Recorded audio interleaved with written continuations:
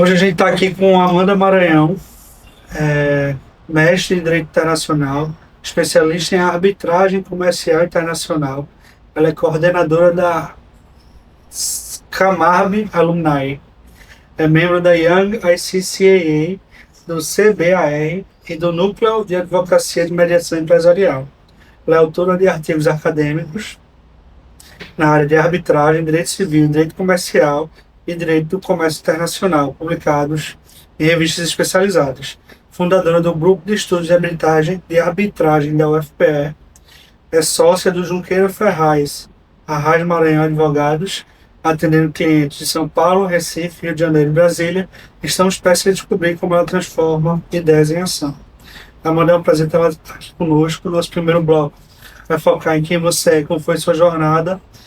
E aí, na conversa prévia, você mencionou que sua infância foi marcada por disciplina e dedicação. Eu queria saber como é que esses valores influenciaram, ou se eles influenciaram a sua escolha pela advocacia e como eles afetaram a sua trajetória.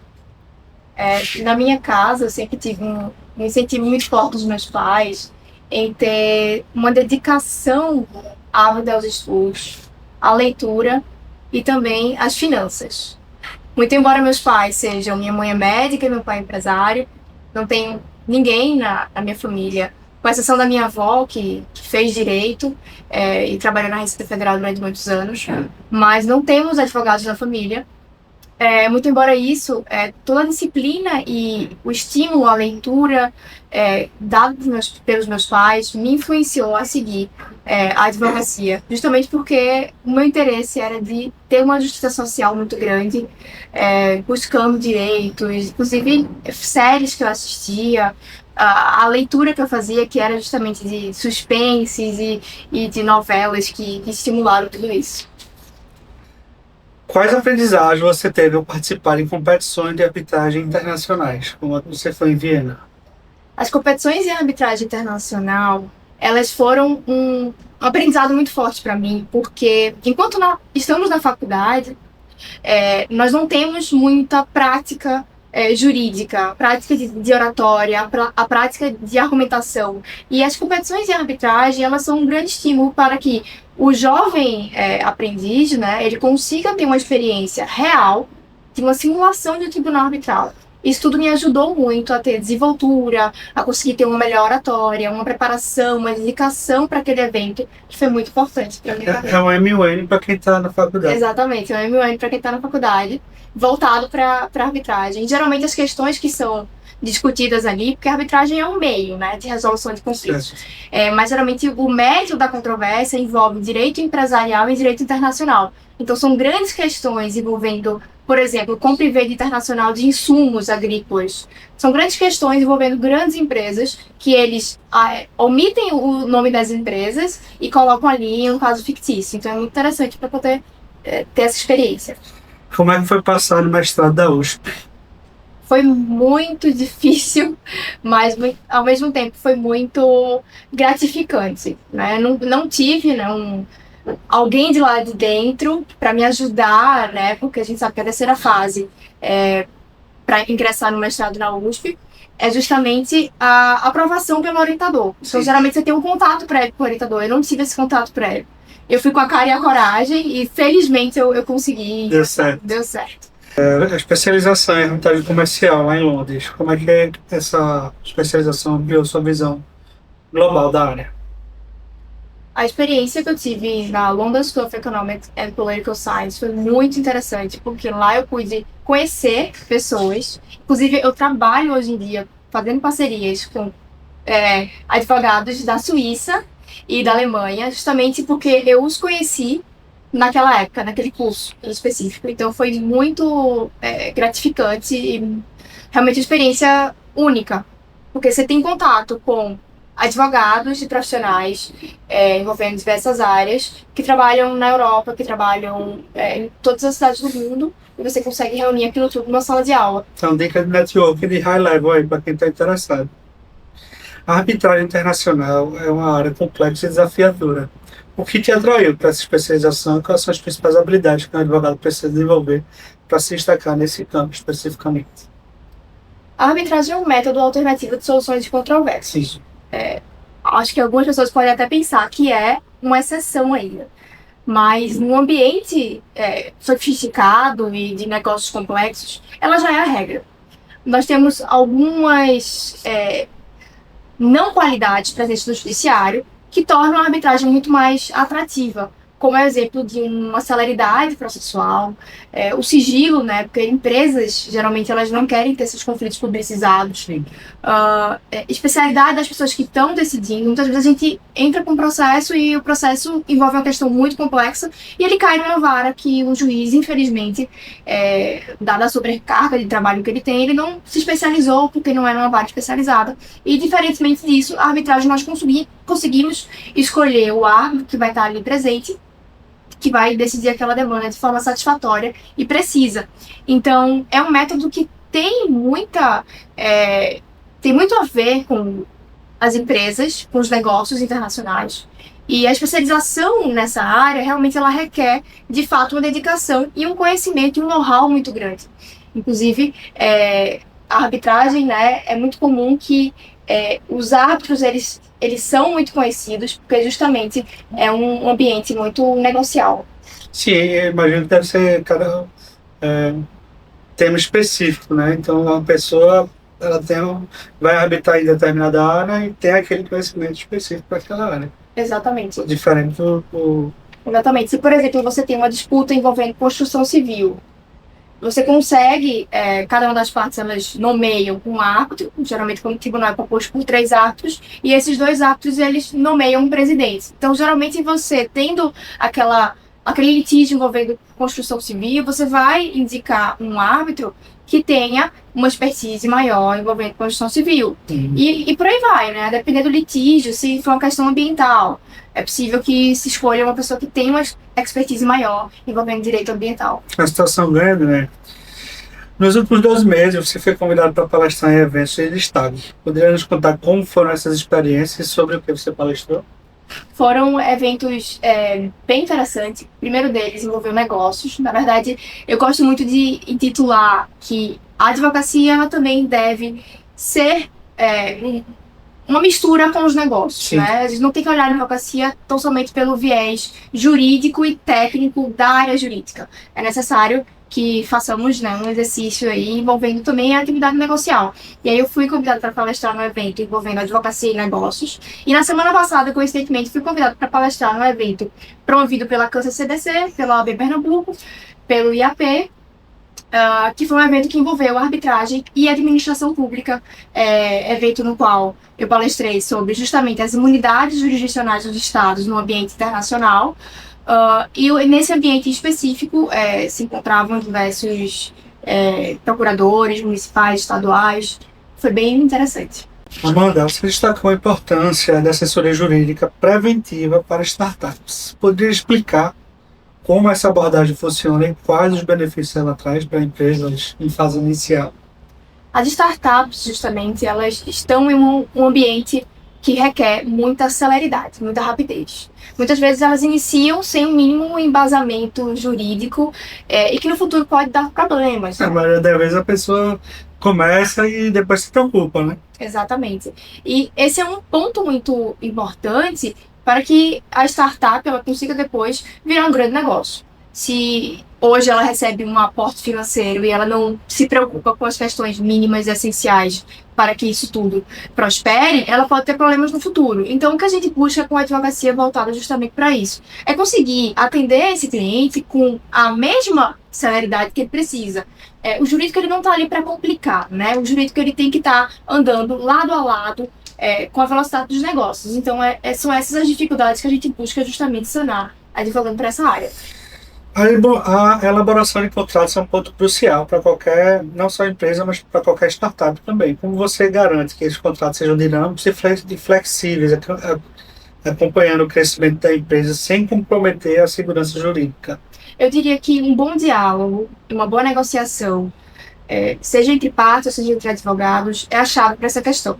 Porque não é interessante colocarmos em contrato questões que são muito importantes para os nossos clientes, não é que a gente vai deixar isso de fora, mas que isso não seja execuível no futuro, né? E a gente precisa judicializar ou mesmo ingressar com um pedido de arbitragem, se for o caso. O importante é que ambas as partes estejam cientes do que está ali incluído em contrato, negociações sejam feitas e ambas as partes estejam satisfeitas. Eu acho que isso tudo é capaz de contornar situações problemáticas no futuro. A proteção da propriedade intelectual é essencial para startups inovadoras.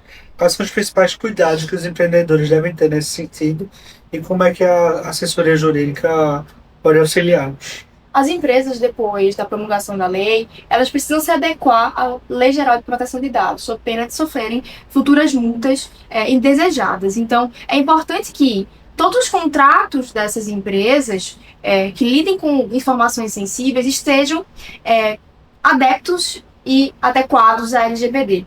É importante que as empresas façam isso porque é muito comum que as empresas se utilizem de dados, até mesmo achando que esses dados são públicos, enquanto são dados sensíveis. E isso pode trazer problemas para as empresas no futuro. A captação de investimentos é um momento crítico para muitas startups. Como é que você orienta seus clientes nesse processo, garantindo que os acordos sejam justos e protejam os interesses de ambas as partes? É exatamente isso que nós buscamos fazer com os nossos clientes. Nós temos muitos clientes que são startup e muitas vezes eles se pegam em uma situação, né, de recebimento de um valor elevado para o seu negócio, mas se deparam com contratos que são altamente leoninos. E o que a gente tem que fazer? Nós temos que alinhar expectativas e alinhar também a questão de valores e a questão do que está inserido em contrato. Porque não adianta você fazer um acordo que parece ser bom, mas que no futuro não é um bom acordo. A internacionalização é um objetivo para muitas startups brasileiras. Quais são os principais desafios jurídicos que essas empresas enfrentam nesse processo e como é que a assessoria jurídica entra aí para assessorar? Cada estado, né, cada país, ele possui uma regra diferente. Então é muito comum que você atue, né, uma empresa atue em um determinado país e quando ela chega em um outro país, ela encontra algumas dificuldades, sejam regulatórias, seja envolvendo consumidor. Então é importante que uma análise prévia seja feita com aquele cliente, visando também a verificar até mesmo se aquele produto ou aquele serviço naquele outro país ele é permitido, né, e como é que ele vai se regular naquele país. Então, a assessoria jurídica é de extrema importância. Nós não sabemos o direito de todos os países do mundo, né? Isso seria humanamente impossível. Mas nós contamos com parcerias ao redor do mundo que conseguimos, então, suprir, né? Eu diria 99% dos estados que estão por aí precisam, né, receber esses produtos e esses serviços de outros países. A arbitragem tem se tornado uma alternativa cada vez mais utilizada para a resolução de conflitos em startups. Quais são as vantagens desse método em relação ao litígio tradicional para startups? A gente já falou sobre isso no âmbito geral. Tem alguma outra questão exclusiva para startup, que seja alguma vantagem? Eu diria que para a startup em si, a questão da celeridade e do sigilo são duas questões que são de suma importância. Porque, primeiro, não é interessante para a startup, até porque aquilo ali vai contar como passivo. Você tem um processo judicial que dure muitos e muitos anos, e aquele processo judicial, muitas vezes, aquela startup ela pode ser demandada, e aquilo vai contar como passivo. Então, aquilo vai entrar, eventualmente, em um deal de M&A ou algum tipo de investimento que possa ser feito. A arbitragem, por outro lado, ela se resolve, teoricamente, de uma maneira mais rápida e com mais especialidade. E envolve também a parte do sigilo, que também é muito importante quando se trata de startup, por exemplo, quando a startup ela vende produtos. É muito interessante essas duas questões para a startup. Qual conselho você daria para o empreendedor que está iniciando uma startup e busca construir uma base jurídica sólida para o seu negócio? Eu aconselharia a estabelecer contratos firmados e que sejam contratos que contenham cláusulas específicas para o negócio dele. É muito comum que o empresário iniciante ele pegue até mesmo um contrato do Google e pretenda utilizá-lo em suas atividades, quem nunca, né? Pretenda utilizá-lo em suas atividades comerciais. Mas aquele contrato ele não está refletindo a parte fática daquela empresa. Específica, né? Específica. Então, é necessário que ele se adeque nesse sentido, também para evitar prejuízos no futuro. Em sua visão, qual é o futuro da assessoria jurídica para startups e como o JFAM Advogados se prepara para atender esses desafios que estão por vir? A advocacia ela precisa cada vez mais se adequar às necessidades do dia a dia, do cotidiano e dos negócios. Se a advocacia ficar engessada, ela não vai conseguir assessorar, principalmente as startups que estão em movimento constante.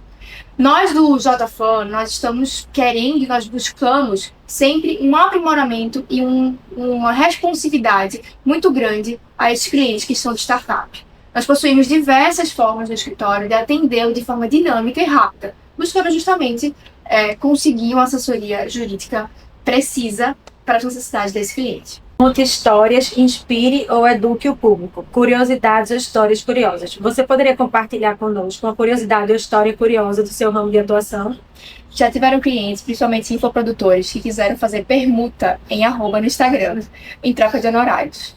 Segredos da sua indústria. Poderia nos revelar alguns segredos da sua indústria, dicas ou insights valiosos que você adquiriu ao longo da sua carreira? Para os clientes que querem internacionalizar seus negócios, eu aconselho sempre analisar a legislação daquele país que você quer, né, justamente levar o seu produto ou serviço para lá, sob pena de você ter um problema futuro. Entusiasmo e motivação. O que te anima e te motiva nesse momento em relação ao teu trabalho? A possibilidade de conseguir auxiliar e ajudar clientes que estão lidando com questões complexas e que precisam de uma assessoria jurídica para direito empresarial. Perguntas rápidas. Com o avanço constante da tecnologia, quais paradigmas você identificou que precisavam ser quebrados para que novas soluções fossem adotadas ou desenvolvidas no mundo jurídico? Hoje, o processo judicial eletrônico, embora ele tenha trazido benefícios aos litigantes, ele ainda encontra várias barreiras, principalmente em relação à burocracia. Por exemplo, na arbitragem, nós não temos um sistema geral que concentre ali os procedimentos arbitrais. Mas nós realizamos todos os atos por e-mail, que traz uma certa agilidade, uma eficiência muito maior do que um sistema que concentre todos os processos, mas traz, por outro lado, uma burocracia muito grande. Na sua experiência, como a colaboração entre diferentes setores ou disciplinas contribui para quebrar paradigmas e criar soluções inovadoras na área do direito? O direito ele não caminha sozinho. Quando nós entrelaçamos o direito com outras disciplinas, como é o caso da economia, Law and Economics, por exemplo, que é uma disciplina muito comum lá nos Estados Unidos, nós conseguimos ter uma outra perspectiva sobre o direito, em relação ao direito. Porque o direito, por si só, ele não consegue dar as respostas ao nosso cotidiano, e principalmente quando a gente está diante de negócio. Então, o entrelaçamento do direito com outras disciplinas nos traz respostas que não encontramos comumente, puramente no direito. Momento que você não esquece. Meu pedido de casamento. Um prato que você não resiste. Sushi. Uma pessoa que te inspira. Gabriela Priori. Um sonho ainda não realizado. Pular de paraquedas. Um lugar que você ainda quer conhecer. Maldivas. Conselho que você daria a si mesmo no passado. Sempre faça planos e seja estratégico nas suas decisões. Doce ou salgado. Salgado. Verão ou inverno. Verão. Gato ou cachorro. Cachorro. Praia ou montanha. Praia. Café ou chá. Café. Manhã ou noite. Noite. Qual o seu lugar favorito no mundo? Ficar com a minha família. Maior medo. Perder as pessoas que eu amo. Maior vício. Comer. Hobby favorito. Tocar violão. O que te tira do sério? Desorganização. O que faz pra relaxar? Escuto música e leio um livro. O que não pode faltar na geladeira?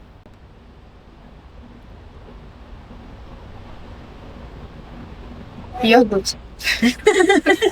O que você mais admira em alguém? A vontade de fazer dar certo. Qual é a hashtag do sucesso? Tamo junto, Manu!